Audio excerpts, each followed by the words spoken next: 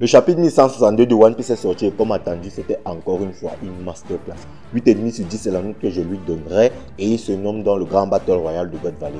Alors les amis, avant d'entrer dans le vif du sujet de notre vidéo, j'aimerais d'abord pousser un petit coup de gueule sur ce flashback de God Valley en général. Je ne sais pas si vous le ressentez comme moi, mais pour le moment, et j'insiste vraiment sur le pour le moment, je suis un peu déçu des combats qu'il y a actuellement sur God Valley.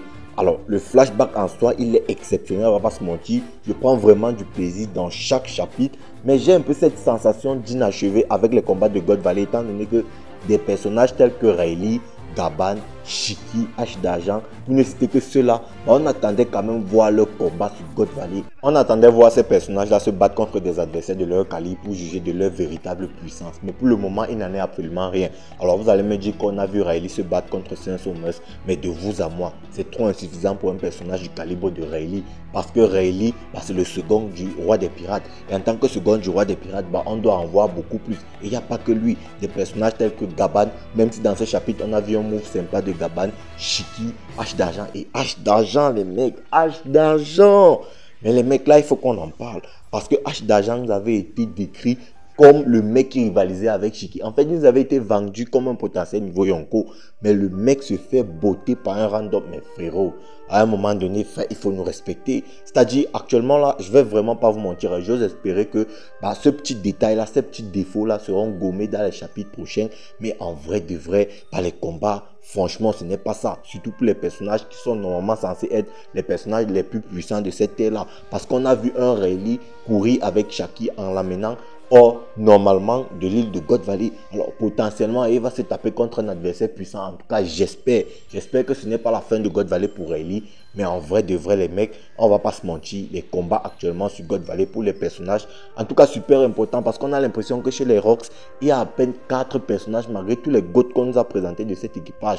Les 4 personnages en question sont Rock Zig Zebek, Barbe Blanche, Big Mom et Kaido. Le reste là, on a l'impression qu'on les délaisse un peu. Et moi franchement, je trouve ça un peu limite quand même. Mais bref les amis, comme je l'ai dit, j'espère que ce sera gommé. J'espère que là, je suis en train de m'avancer. Parce qu'en vrai de vrai, depuis que ce flashback a commencé, il y en a énormément qui s'avancent par rapport aux théories sur God Valley. Et ils se font sécher dans les chapitres qui suivent directement. Là, je pense directement aux antiques gars qui à chaque chapitre, franchement. Je me demande comment ces gars font pour lire. C'est-à-dire depuis la sortie du 1156. Chaque chapitre, ces gars se mangent une clim. C'est une dinguerie. Mais bref, les amis, on va entrer dans le vif de notre vidéo sans plus tarder. Parce que là, bon, le petit coup de gueule a un peu duré trop longtemps. Du coup, bon, on va entrer dans le vif de notre vidéo sans plus tarder. Alors, le chapitre en soi, il ne nécessite pas forcément une analyse de fou. Mais cependant, j'ai noté 4 points principaux dont il faudra absolument s'arrêter. Le premier point, c'est déjà le cas Big Mom et Kaido. Le deuxième, c'est le cas Garp. Le troisième, c'est l'affrontement entre Garling et Rock Zig Zebek couplé à Eris. Et le quatrième point, c'est l'apparition de Im-sama sur God Valley. Ça, je pense qu'on l'avait déjà teasé. Et je pense même pas que cela en soit une surprise. Parce que tout le monde avait probablement vu que Inu allait forcément se ramener sur God Valley. Bref, commençons par le premier point, le cas Big Mom et Kaido. On sait que ces deux personnages partagent une relation assez bizarre et complexe qui est quand même assez difficile à définir, mais on peut considérer qu'ils partagent une relation de grande sœur à petit frère. Et de ce qu'on sait de ces deux personnages, c'est que il y a un lien très fort qui les unit et le lien en question concerne le fruit du démon de Kaido, étant donné que Big Mom nous avait fait comprendre, et même Kaido d'ailleurs, en tout cas, Kaido n'avait pas démenti le fait que ce serait Big Mom qui lui aurait donné son fruit du démon et que Big Mom considérait ça comme une dette à vie que Kaido lui doit. Cependant, on apprend que cette histoire, ce n'est pas exactement ce à quoi on s'attendait, ou du moins elle est légèrement différente de ce qu'on nous avait raconté sur Onigashima, étant donné que dans ce chapitre 1162, on voit un Kaido qui tend une embuscade à Big Mom qui d'ailleurs venait de récupérer le fruit à Ivankov. D'ailleurs, c'est on va dire une sorte de récapitulatif du chapitre 1096 là où on voyait une Big Mom arracher le Uonomi entre les mains de Ivankov. Mais on ne savait pas exactement ce qui s'était passé par la suite. Du coup, dans ce 1162, on a un peu les réponses, étant donné que Big Mom, en arrachant ce fruit, c'était dans le but de l'offrir à son fils Katakuri. Et là, on peut déjà remarquer que Big Mom pensait déjà à son prochain équipage. Est-ce que Big Mom avait prévu de trahir Rox et son équipage? C'est pas une hypothèse à complètement écarter, parce que comment est-ce que Big Mom peut être dans l'équipage de Rox, mais elle prédit déjà que voilà, ce fruit du démon servira à mon prochain équipage et mon prochain équipage sera surpuissant et tout. Est-ce que Big Mom était-elle réellement avec Rox au même titre que Barbe Blanche qui était fidèle? Je ne suis pas si sûr que ça. Bon, on va laisser un certain bénéfice du doute, mais en vrai de vrai, ce n'est pas si sûr que ça. Et cette scène prouve aussi un truc super simple. Big Mom se considérait comme étant déjà assez puissante pour concurrencer Rox. Parce qu'en ce moment-là, Big Mom ne sait absolument pas que Rox va mourir. Mais elle prévoyait déjà quand même avoir un équipage super puissant et quitter les Rox. Du coup, on pourrait donc penser que Big Mom elle comptait créer un équipage pour concurrencer Rox et Roger. Donc, encore une fois, on en revient sur le niveau de Big Mom sur God Valley. Était-elle déjà à son prime sur God Valley et surtout, avait-elle déjà le niveau Yonko? Comme moi je vous l'ai déjà dit, je pense que oui. Surtout qu'après que Kaido l'ait frappé pour réussir à lui dérober ce Fuji Demon, on voit une déferlante du Haki des rois de Big Mom. Encore une fois, comme je vous l'avais déjà dit, pour moi, Big Mom God Valley maîtrisait déjà le Haki des rois avancé. Et là, encore une fois, on nous le prouve.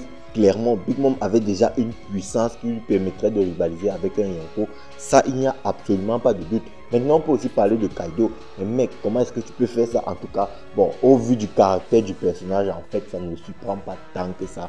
Maintenant, bon, beaucoup crient à l'incohérence. Parce que d'après les propos de Big Mom sur Onigashima, si on fait un contraste avec ce qui s'est passé dans le 1162, ça ne colle absolument pas. Parce que sur Onigashima, Big Mom nous disait que Kaido lui devait une dette à vie car elle avait donné un fruit du démon à Kaido lorsque Kaido se trouvait dans une situation de vie ou de mort. Mais dans ce chapitre 1162, on peut très bien voir que ce n'est absolument pas le cas, étant donné que Kaido lui a tendu une embuscade et lui a dérobé ce fruit du démon et d'ailleurs il a directement gobé, sous-entendant qu'il avait quand même peur de la puissance de Big Mom.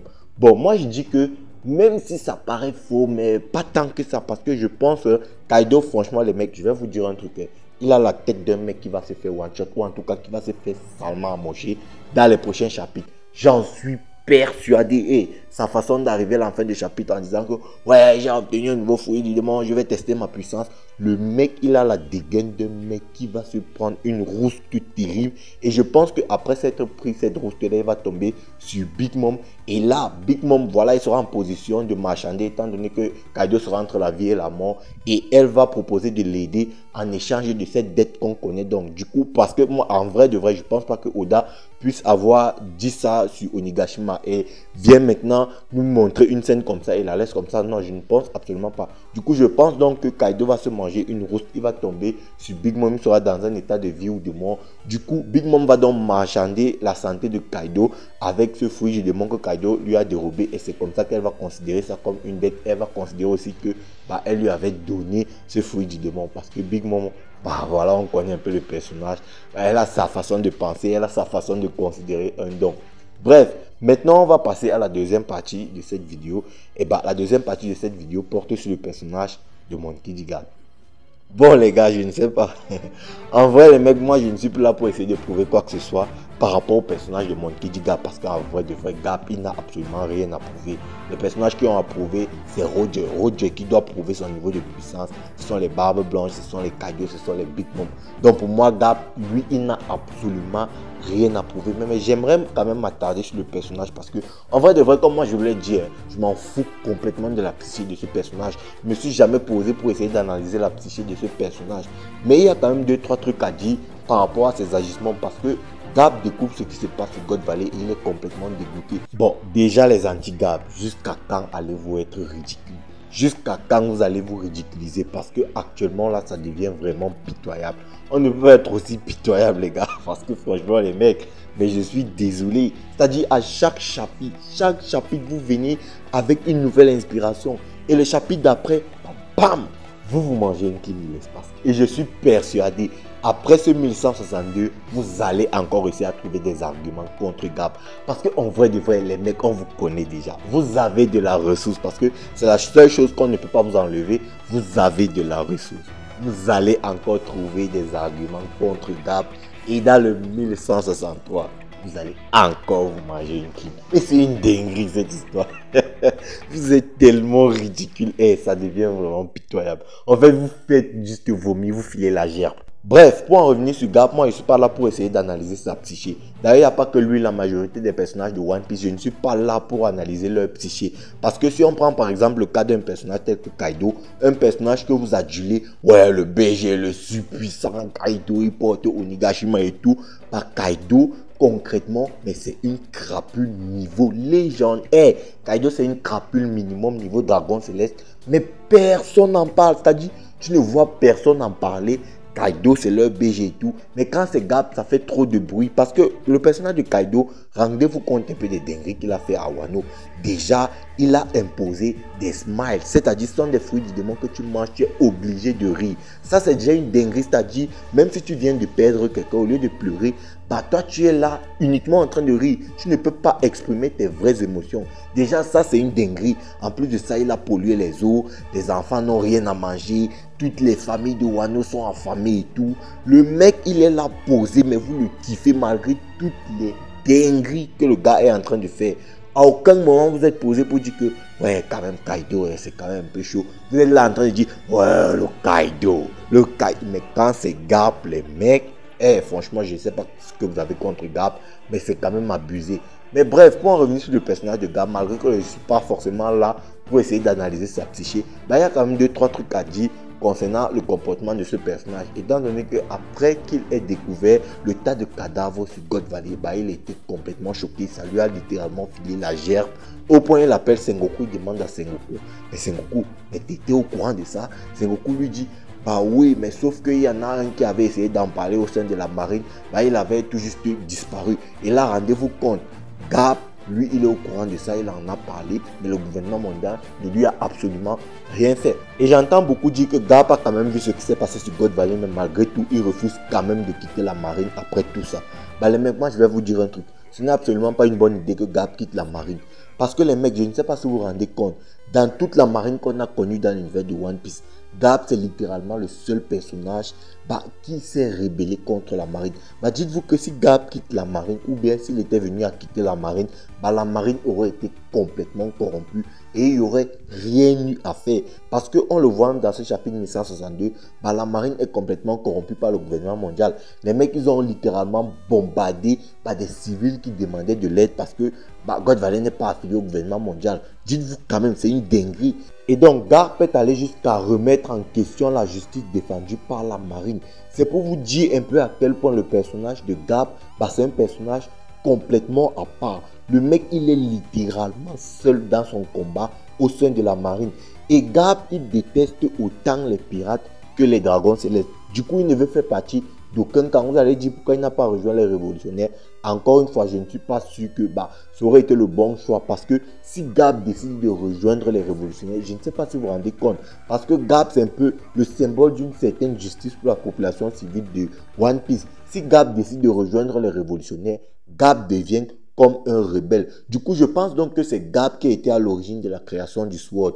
Et que le SWORD a été créé de base et dans sa genèse uniquement pour imposer une sorte de justice. Et la justice du SWORD doit être fondée sur les valeurs morales de Garp. C'est d'ailleurs pourquoi dans la Vivo carte de Garp, son type de justice est écrit « Ma justice ». Et tiens d'ailleurs, je vous avais déjà dit dans une vidéo que à mon avis, ce sera après God Valley que Garp et Roger allaient avoir une grosse prise de conscience et que Roger allait décider d'aller trouver le One Piece et de découvrir les secrets du monde et du gouvernement mondial, et que Garp lui aussi, il allait avoir une certaine prise de conscience qui allait lui permettre, ou en tout cas qui allait le contraindre de changer un peu ce qu'il avait vu, ou en tout cas ce qu'il pensait réellement de la marine qu'il défendait. Et c'est clairement le cas. Encore une théorie validée sur ce flashback de God Valley. Franchement, je suis en freestyle, les mecs. Et je suis tellement heureux. Mais ce qu'on peut aussi dire, c'est que Oda contre les anti-Garp, il est en freestyle. C'est-à-dire, le mec, il fait un one-man show structuré chapitre par chapitre.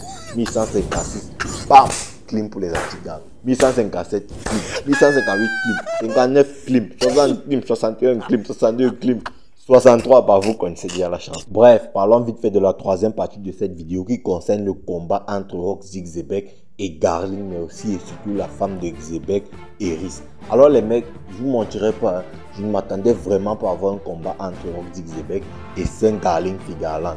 Et c'est pourquoi en début de vidéo, moi j'ai poussé un coup de gueule sur les combats de God Valley, parce que j'ai un peu l'impression que le personnage de Garling, en fait, c'est un adversaire que Xebec a volé à plein d'autres personnages, parce que Garling, il aurait pu affronter Riley, il aurait pu affronter Gaban, il aurait pu affronter Shiki H d'argent, mais l'auteur a choisi de le faire affronter Rock Dixibek.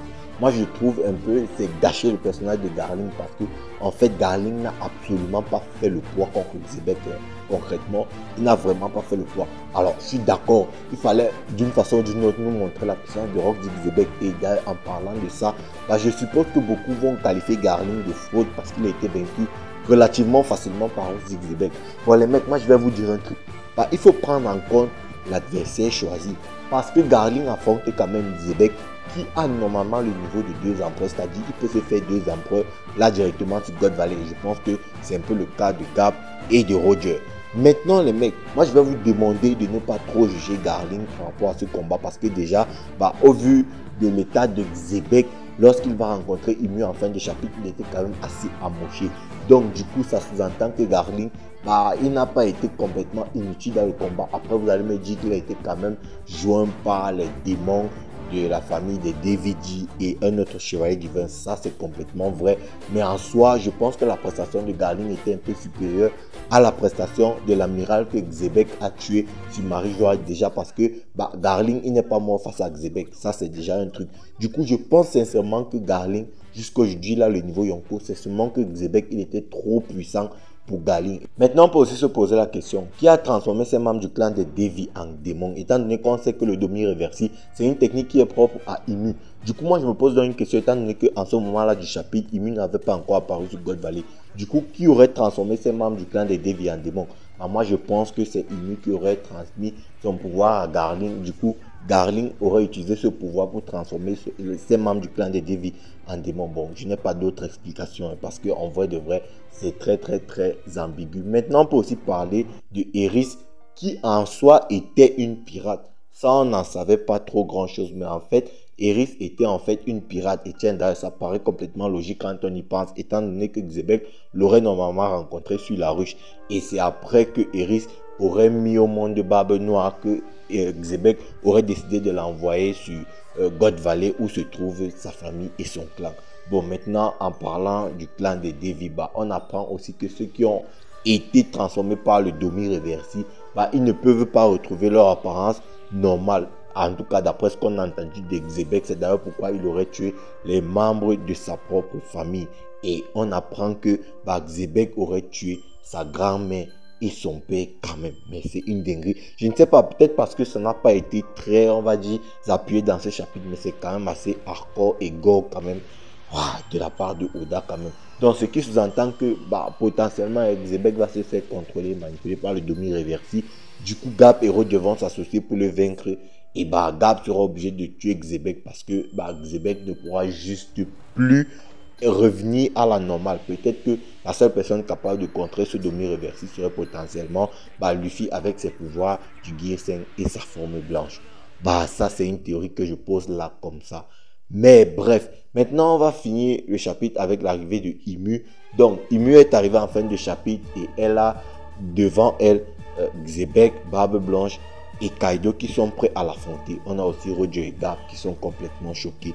C'était assez beau à voir et ça promet du lourd pour la suite de l'univers de One Piece. Mais encore une fois, j'espère vraiment que les autres personnages qui a priori de ce flashback paraissent secondaires vont eux aussi participer au combat et vont avoir des combats à la hauteur de leur réputation.